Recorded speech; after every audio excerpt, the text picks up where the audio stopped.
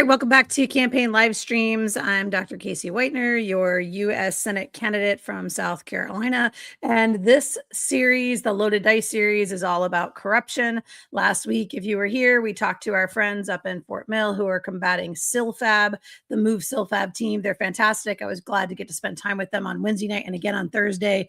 If you are not up to speed on what's going on with SILFAB, go back and check last week's live stream, learn more about that and get involved. It is some serious corruption stuff, and Ralph Norman's got his hands all over it. So anybody who's paying attention to the SC GOP runoff knows that Ralph Norman is one of the two final candidates with Darlene Graham, and it's pretty dirty. It's pretty dirty as far as that SILFAB thing goes. So take a look at that. As far as my campaign goes, what have we been doing? Well, on Thursday,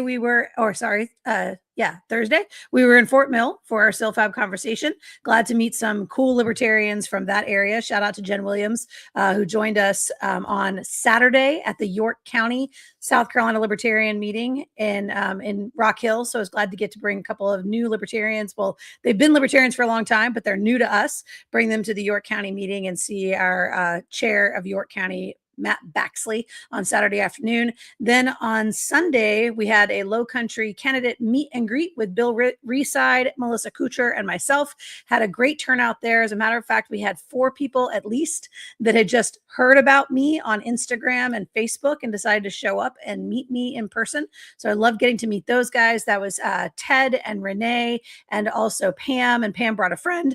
All of that was in my email newsletter that went out yesterday. So just really glad to recap that, and those folks that are brand new to our liberty movement here in South Carolina, but are also really excited about my campaign. So yay. And they did what I asked them to do, which is bring a friend. So when you're going to come to a meeting or you're going to show up to the live streams, you're going to be part of what we're doing as far as the Casey South Carolina campaign is concerned. Bring a friend. That's what we need. This is all word of mouth stuff. So part of the reason we're jumping into this corruption piece here in the month of August is to talk about the duopoly. I didn't expect us to be in the middle of a primary runoff and all that in August, but you know, it's fitting. And so we're going to take on the duopoly a little bit more next week when we'll be visited by Laura Forcom, who runs a podcast called We Made This Political. And we're going to talk about how political parties are working so hard to stay in the forefront of the conversation and why that is a great business model for them, but pretty much sucks for us. So that'll be next week's live stream. Tonight's live stream is going to be about media. And honestly, the mainstream media pretty much sucks. Like, we're really struggling to get any attention for our campaign from mainstream media. On all of my live streams, I like to talk about what the campaign was doing. So we did that. I like to give a little campaign shout out. And today's campaign shout out is actually directly related to this media conversation, because it's actually going out to my mom, who forwarded me an email that she sent to her news station. I don't know what station it is. It's in the upstate. I know that much because she lives in the upstate. But the email address goes to Hearst. So whoever the Hearst.com is the email address. Sydney Shadrix is who got the email from my mom, who chastised her for not knowing how to pronounce my name, to which I can just say Cassie Whitner strikes again, apparently, because I must have been mentioned in live broadcast somewhere, and this person, Sydney, mispronounced my name. So my mom emailed her and said, you got to learn how to pronounce this candidate's name. She spelled it out for her, gave her the pronunciation, and asked Sydney to get it corrected. And Sydney said she would pass that along to her colleagues as well. So thank you for whoever is in the upstate getting ready to try to pronounce my name out loud. But more than anything, thanks to my mom, our campaign contributor for the week, for sending the email to get my name correctly pronounced. And here in Columbia, it's become a big joke on the radio station that Casey Whitener and Cassie Whitner are one another's alter egos. So the mispronunciation is real. The other thing that happened last Thursday, I went on an interview out in Florence for Wake Up Carolina, which was really great. But when they posted the interview to Spotify, they spelled my name wrong. It was Casey instead of Kasie. I honestly don't think my name is that hard, but apparently it's really hard. So my question for you and for the mainstream media is whether or not the mainstream media is just ignorant. Are they complicit? Or are they a pay-to-play operation? And to join me in that conversation, I'm bringing in my friend from the South Carolina Libertarian Party, candidate for U.S. House District 4 out in the Anderson and Coney County areas, Brian Correa, who is also a big TikTok star. Brian for Liberty. Good to see you, Brian. I don't know about the big TikTok star bit. I'm running in District 3, so that's okay. That is upstate, folks. Yeah, I'm Brian for Liberty. YouTube, Facebook, TikTok, all the places where you find the things and the stuff. And when it comes to mainstream media, this has been an issue, I think, for a long time. Something that I've been harping on for years, and it's something we need to talk about. I think that we're getting to a place where we're ready to move forward from legacy media, and the idea that this is actually representing honesty and integrity in terms of how we're talking about the different issues. So this is a great topic for me. I'm glad you brought me up. Thanks for having me. Yeah, I'm glad you're here. So I think the phrase mainstream media, or MSM, started to come around a little bit more as internet got bigger and bigger, and we started to see news outlets try to figure out how would they utilize the internet to kind of complement and supplement what they were doing on regular outlets, which were radio and television, right? And so then there was this sort of like the two were working together, or they have, both of these channels to reach their customers, the internet and their like traditional media. But then we started to see a lot of internet only media emerging. And that was started out with websites. And then we started getting podcasts and YouTube. And then we ended up with our social media. So we have a lot of influencers, yourself included, out there on using social media platforms to deliver different kinds of content. And the interesting thing to me is the evolution of this, but it's also that the barriers to entry have completely come down. So we no longer have, like, you don't have to go to journalism school and get a journalism degree, get hired in as like a beat reporter and work your way up, which is when I first came out of undergrad, that was my job. I was a journalist, and I went to the local newspaper and I was on the sports staff, and I had to cover high school sports. And like eventually I would have worked my way up to cover Clemson, and eventually maybe to cover pro. But like there was a definite career path and a hierarchy on the sports desk at the newspaper that I worked at. And that was just sort of the world of journalism. You don't have that anymore because anybody with a microphone can build a broadcast. Yeah, 100% true. I when I first started doing this, my intro on my YouTube channel was Brian for Liberty, just a guy with a microphone. Yeah. I didn't go to journalism school. I didn't do all these things. And you can set this up and just be in front of people. And if you're good at what you do and you're genuine and you're honest, and I think there's a lot of desire for that in the media marketplace, then you can grow. And you don't have to be, I don't think you have to be an expert on all these different topics. You don't have to be, there's not this. Can you hold tight for 1 second? Yeah. Hold tight for 1 second. I'll be right back. You know what? I can keep going. I'm going to keep going. She can be mad about it later. You don't have to be, you don't have to do an appeal to credentials anymore to do media in this country. I look at Joe Rogan and I say, look what he's built. This guy never doesn't present himself as an expert on any of these things, but yet he's built this massive media empire. And so at the end of the day, I think what the American people really want is genuine conversations in the absence thereof, right? So you have legacy media. I don't like to call it mainstream media because I don't really think it's mainstream anymore. I think Kamala Harris lost this election because she refused to go on new media and stuck to legacy media, where we all know the questions. We know the questions are curated. We know that everything's pre-planned. There's a very specific kind of message that they're trying to put out. And she didn't want to go on new media where she had to present herself as a genuine person and win over voters in an honest conversation. So it doesn't get any more honest than this. The reason I had to jump up and run is because my dinner is cooking. So awesome. So the recipe is for a pork tenderloin, and you put it in at 500 degrees for 15 minutes, and then you turn off the oven and you just let it sit there for the rest of the time. But the 15 minutes was up right at 7 o'clock when I got on the air with you, and I forgot to turn it off. So then I started smelling it and I was like, oh no, I am overcooking that pork. So who knows how that's going to turn out? But I just had to go turn the oven off. It doesn't get any realer than that, Brian, for sure. Like, That's real. That's I'm trying to genuine. make dinner in the middle of my live stream. You know, and it's an interesting thing. I think that the pandemic made that much more accessible, in regards to, because people weren't able to go into the studio, they weren't able to film on location. We got very comfortable seeing people in their natural settings, in their homes, with their kids and their pets, and delivery people knocking at the door, and like, okay, you don't have to have this professional studio with a guy behind the camera with a fitted suit and all this stuff. We were able to, like, you know what, actually like the idea of somebody broadcasting from their home and having an honest conversation, and, oh, my kid needs my attention for a minute and I'm going to step away, and Right. there's a genuineness to that I think appeals to the American people. So Well, and I think you're onto that genuineness and that authenticity, which I keep hearing a lot from my younger people, from my Gen Zers that I teach. Today was the first day of school at the Darla Moore School of Business, and that authenticity is a big piece for them. They want to know that what they're seeing is the real deal, and they don't believe anything they see on the internet, which is even better, right? Because they think so much of it is scripted, they think so much of it is rehearsed, right? And they have this kind of genuine. I don't know what the right word for it. I would say a skepticism about what's being said to them in these kinds of realms. And so I really want to encourage folks to think about, like, how do you think critically about what you're seeing? Is what you're seeing authentic and real? Are they telling the truth? Or are they, because again, if we don't have gatekeepers, we don't have these kinds of levels of checks and balances, we don't have people checking to see, are you telling the truth?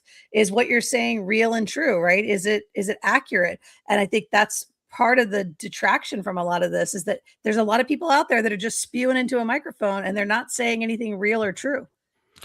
well, it's that for sure. When you look at, I did a video a while back about who owns your media, and it's, these 6 or 7 multi-billion-dollar international corporations that are essentially controlling the message that you're seeing on legacy media. One of the most interesting forms of content that I see growing in the alternative media space, or the new media space, is to go on, I go live an hour and a half to 2 hours every day, and I turn on my camera. This is exactly what you see.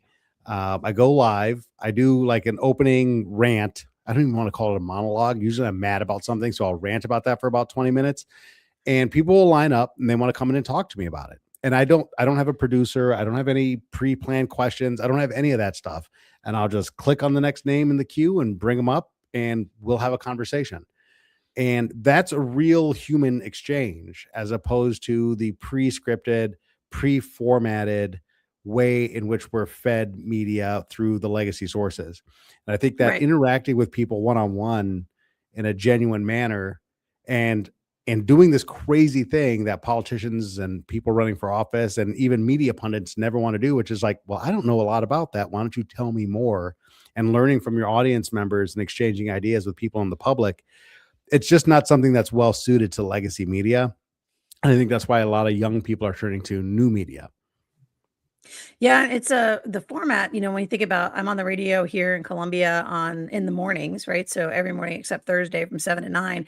And in the morning show, we're just doing sort of silliness like today in history and the National Day calendar. It's just supposed to be kind of fun and get you off to a good start on your day. There's not a lot of politics in the morning. We try to keep the politics the afternoon.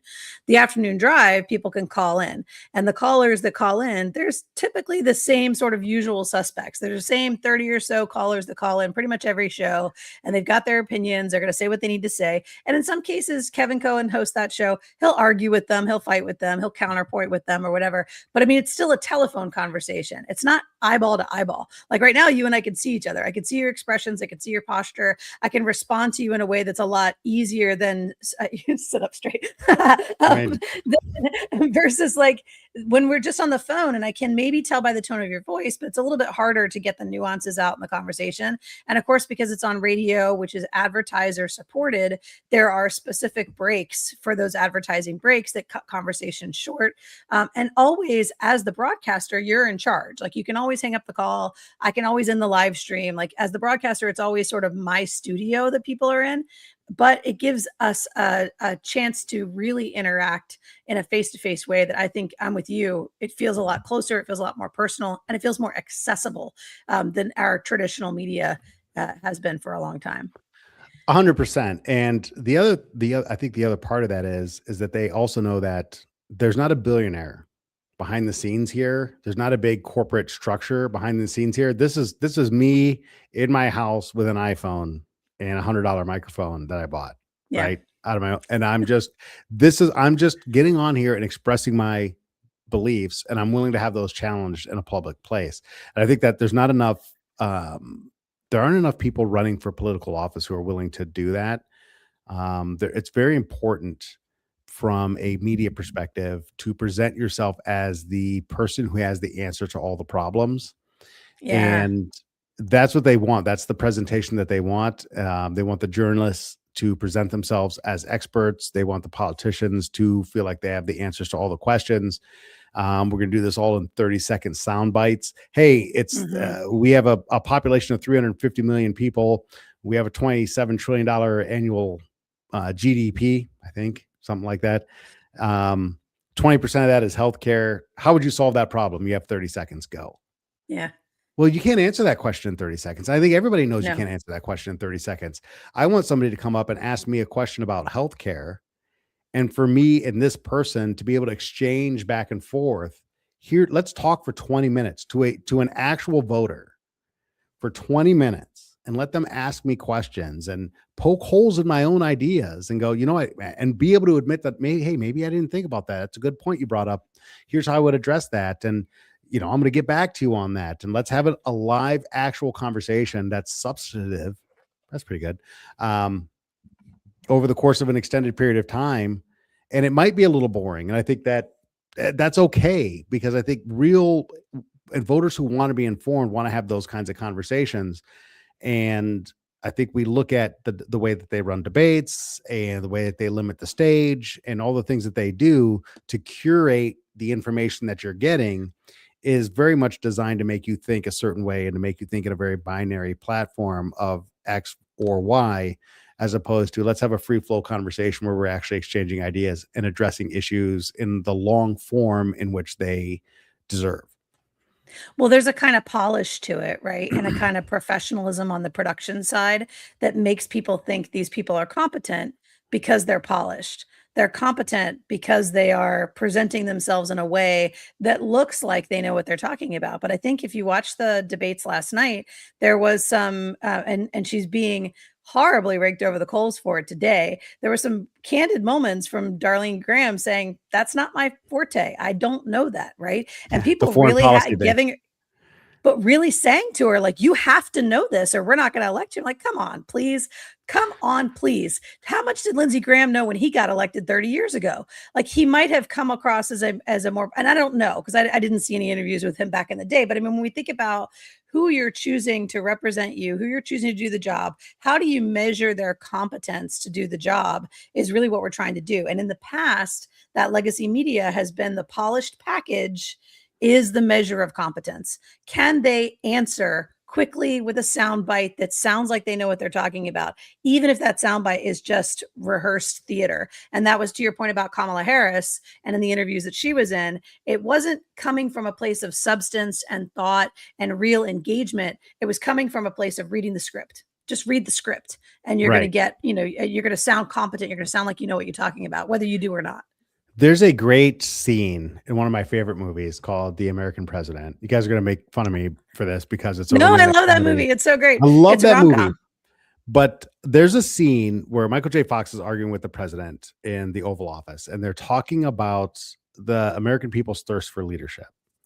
Mm-hmm. And they're like, in the absence of real leadership, they'll crawl across the desert and they'll drink sand, right? Mm-hmm. And the president says they're not drinking sand because they're thirsty. They're drinking sand because they don't know the difference. And Yeah. so there's problem that we have is, and it's from my perspective, I look at the mainstream media as being very much complicit in the election of Donald Trump. Mm-hmm. I'd just like to say for the record, I'm 0 for 3 in voting for Donald Trump. Um, I too am 0 for 3 in I'm 0 voting for for Donald 3. Trump. Um, and we thirsted for genuine so much, and there was so much fake put in front of us, and Mhm. we thirsted for what was real so much that we thought we saw what was genuine, we voted for it. Yeah. And we found out now in his second term that he was not being genuine in the things he said, but he sounded genuine. But it's been Mhm. so long since we've seen a politician be real that when But he looked being he why did looked they like he was think he being was real, so we genuine? voted for him. They thought he was genuine because he said things that other people wouldn't say, because Right, he came off as unscripted, right? Because he said right. the quiet part out loud, right? Like he was just sort of outrageous in a way that made people think, "Wow, he's really genuine." And then it's now here into the second term that you're starting to go, that's as much a rehearsed character as anything else that we've seen. It's Well, just a different type of character. maybe he was genuine, but he has genuinely bad ideas, tariffs and, There's also that. all That's the also a possibility. all this other stuff, but he just sounded real. It's like, "Hey, that guy Yeah, sounds like me." Sounds like the guy when I go to the bar and have a few beers, he sounds like the guy I'm sitting next to. I wanna vote for that guy because everybody else comes off as so fake that right. this guy sounds genuine. And so I think what alternative media gives you, or what new media gives you, is the opportunity to meet your prospective representative in a very real space and not hidden behind this corporate shield that's been built to protect them from public scrutiny. Sure. Like you said, it's Darlene, right? Is it Yeah, Darlene? Darlene Graham. Darlene Graham Mhm. doesn't know anything about foreign policy. Well, you're going to be a U.S. senator. Maybe this isn't, you know what I mean? Maybe go be a county councilman for a while and get your feet Well, wet. here's where I'll give her the pass, is that 25 days ago, she didn't know that about herself, right? Like, this is somebody who that's not she's not like me and the Democratic candidate who've been running for this office for over a year. She's somebody that get that pushed into this space unexpectedly. So I will give her some grace on some of these really complex topics because it's hard to learn everything in just a short amount of time. Meanwhile, also, by the way, grieving her dead brother. And so like I will give Darlene Graham more grace probably than a lot of other people will. But that said, that doesn't make her the right person for the US Senate. You know what I mean? Like it Right, right. still doesn't mean that she's the right fit for that job. It doesn't mean give her enough grace that you elect her and give her 6 years to prove herself. Like I I think still that think I think that being placed in the position to fill your brother's seat is kind of a tradition in American politics. This person passes away in their seat. Before we can have an election, we have to fill that seat. Let's put somebody there who will honor their um, the prior person's legacy, vote the way we think they'll vote, and then rely on the staffers and like this is what Lindsay would have done, and so on and so forth. But but if you're then we going move to, on. but if you're going to run for it, see, and this Yeah. is where you and I probably differ a little bit in terms of grace. Don't run for the term then. If you're not Right. ready, it's okay to not run. Right. And this is a problem that we have, and this I think this is a little bit of legacy media and social media. There's problems with new media as well, major problems with new media in terms of everybody can get a microphone and present themselves as an expert, and nobody wants to Mhm. say I don't know. It's okay to say I don't know this. Maybe I'm not Yeah. ready for this position. She's running for that office. She's raised a ton of money to hold that position. Well, She's she's having presenting to give some herself. of it back now, Yeah, apparently. well, she's presenting herself as a candidate to represent South Carolina in the US Senate. This isn't She was pushed into the seat to fill in for her brother. She was not Mhm. pushed into running. She didn't have to Yeah. run. No, And I agree. so And the I scrutiny that think she what we're gets for seeing that there is fair, I think. I think what we're seeing there too, though, is this feels reminiscent of Biden not letting anybody primary Biden, the Oval Office protecting Biden, basically saying he can still do the job, he can still do the job. Like there was this sense that the people around him were going to do the job on his behalf, and that's sort of how I feel here. Is that we've got a Lindsey Graham legacy, that there are people around Lindsey Graham's legacy that will do the job on her behalf.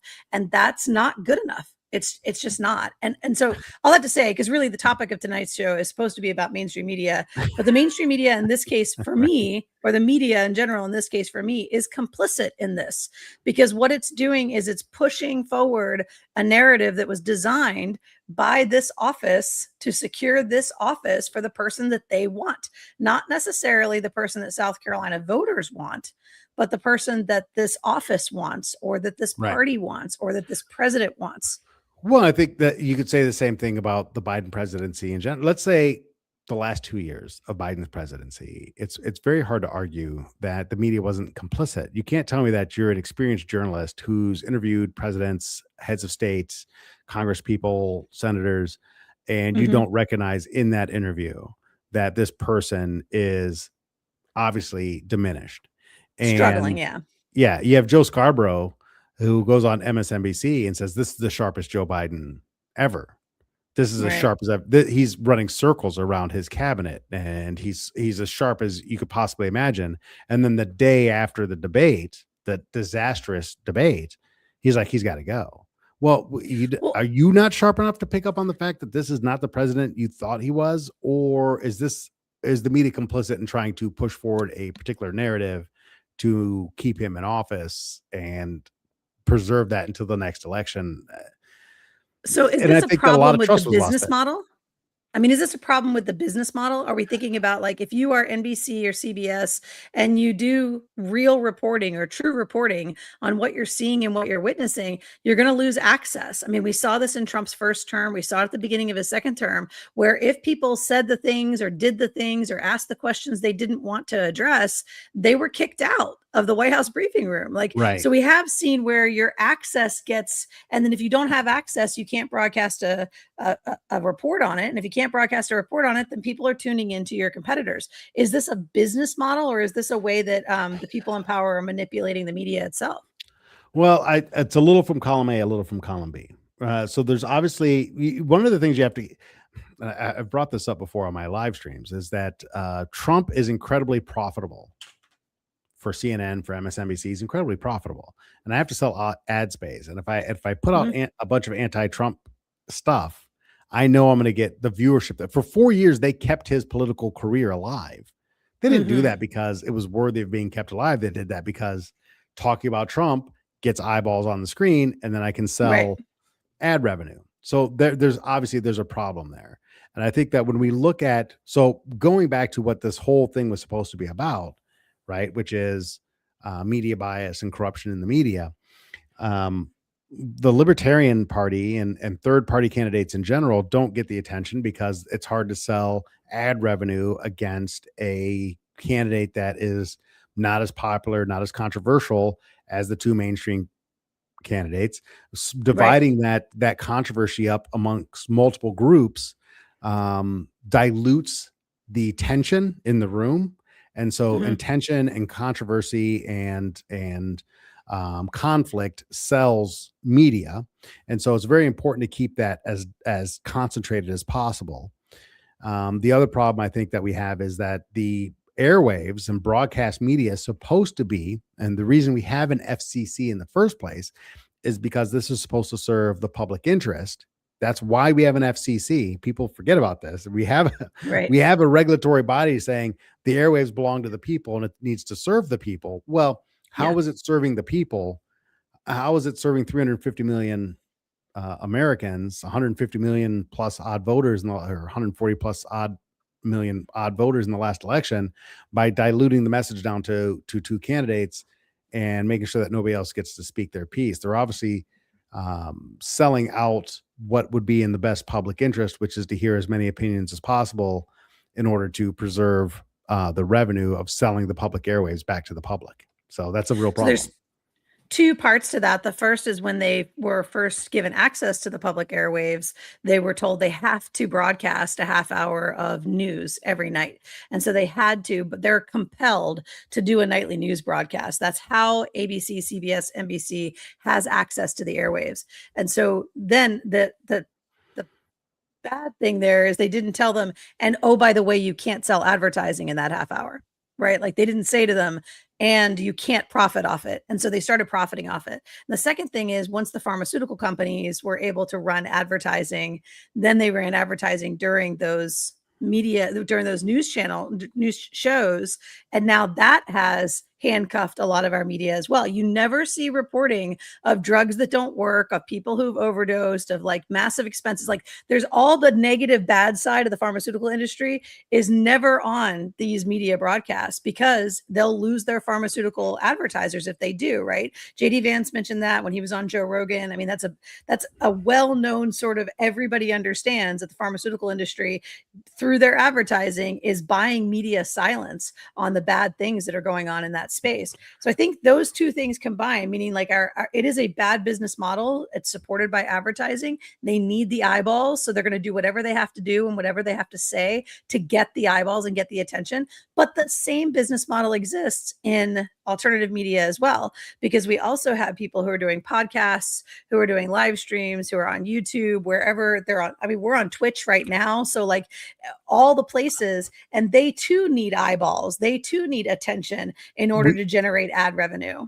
I need eyeballs, but the people, if you create a good enough product, the people can support that product on social media. The people can support that product themselves.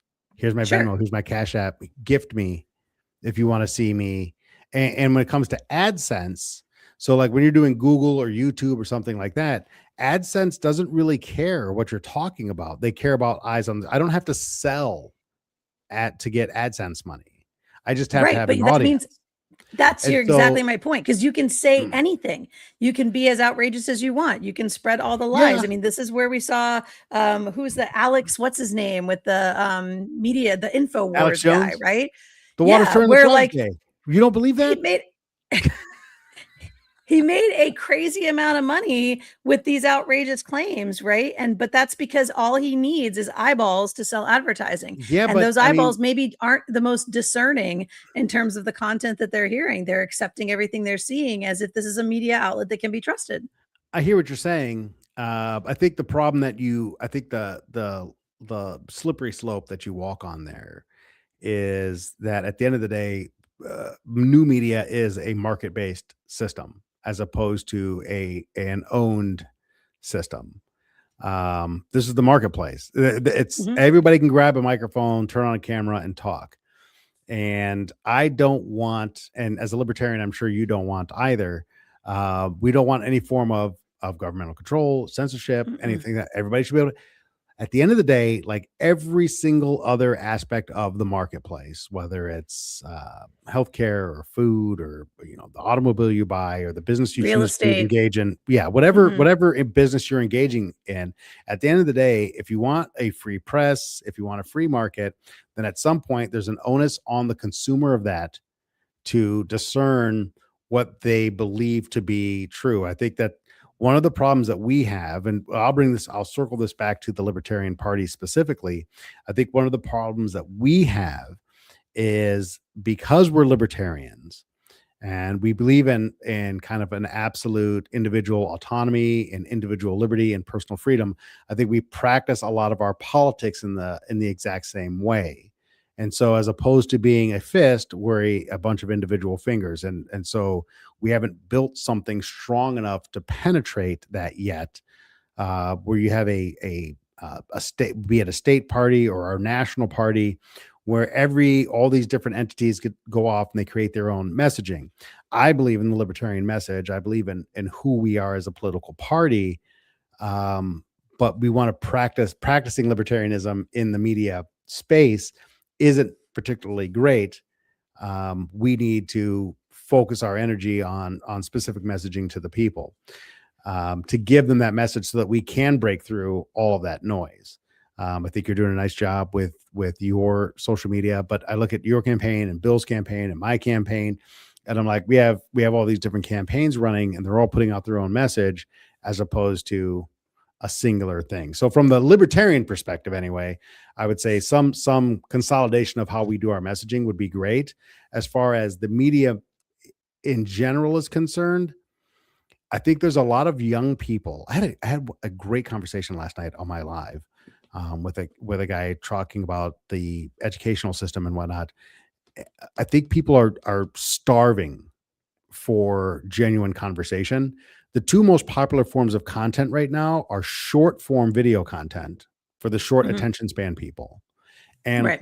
very long form podcast, Diary of a CEO, the Joe Rogan show, Tim Pool, Mhm. the guys who do 3-hour podcasts, Yeah. and just have a genuine conversation. People are thirsting for that. And I think that new media is going to adapt to that, and the messaging is going to get better. And I think that that's going to expose the frailties of legacy media and the for profit. As a free market guy, the market is going to move itself to this other place. And I think we're gonna see things get sorted out where you start to see the shows that are gaining real credibility, the shows that have real power, that, are really popular, are the ones that are also accountable, holding themselves accountable. I mean, I think of specifically, I'm thinking of Joe Rogan, and when things get said or ideas come up on there that he's, kind of not sure about, or he thinks maybe there's some suspicion there, he'll push back a little bit on his guests and be like, well, what's your evidence for that? And he tries to sort of lead in this kind of critical thinking way, despite like not necessarily being a trained, you know, um, facilitator in that way. He does a pretty good job. He's got a lot of experience of doing a really good job of facilitating a conversation that forces those critical thinking skills to really go into effect there. And I think hopefully the market's going to do that. You're going to see a lot of, maybe the initial rush into this space was like you can just say anything you want to and people will buy it and people will believe it and you'll make your advertising revenue. But eventually you'll see this sort of the best shows rise to the top, and the ones that are just pushing, garbage over and over and over again, start to fall by the wayside. Hopefully that's going to Yeah, sort itself out. So we're having quality come to the surface. yeah, I believe that, and I think there's a lot of there's a lot of tailwinds for that. I think the homeschool movement across the country is going to open up a lot of alternative ways of learning and more critical thinking.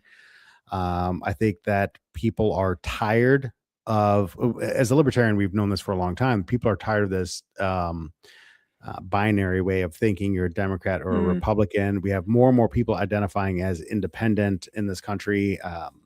I think we're at record highs. Over 60% of people in the United States, registered voters, are identifying as independents because they're starting to be able to see there's all this information, right? And I think that people are starting to recognize the fact that, hey, we're being propagandized here. yeah, There's an or psyops. intentional, yeah, there's an intentional operation here to, I mean, you saw Barack Obama bring this up. And I say this all the time. I feel like I have to say it over and over again. I've never voted for Donald Trump. I'm not a Donald Trump supporter. Full stop. Right. But Barack Obama, during the campaign for Kamala Harris, brought up the very fine people on both sides thing, right? Hmm. Where it was intentional. That was an intentionally piece of manipulated media to make it appear as if the president of the United States said something he didn't say. And it was presented to the Hmm. people as fact by a major media outlet. Hmm. That is crazy stuff. I mean, that's an insane thing that happens. And, Yeah. and I bring that up not as a Trump supporter or as a Republican or anything. I haven't, I don't want to come off as like I'm this Trump guy.